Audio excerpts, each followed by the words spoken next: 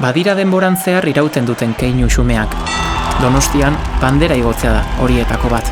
Zergaren eta batzen gaituen sentimendua gogorarazten duen keinua. Duela 1 urte arte, danborrada bakoitzak bere bandera igotzen zuen. Gero, leku eta une berean elkartzea erabaki zuen hiriak. 100 urtez, zeru oskarbiarekin, naiz euriarekin, igo izan da. Danbor soinu, isilune, emozio, dibertsio eta besarkada zintzo artean batu gaitu denok. 30 segundos! Urtarrilaren 20an, Hamabitan, Donostia esnatu egiten da. Aurrera begiratzen du. Aurrera goaz, ilusio, energia eta konpromisoarekin. Eta elkarrekin, belaunaldiz belaunaldi. 100 urte geroago, izaera kolektiboak bizirik jarraitzen du.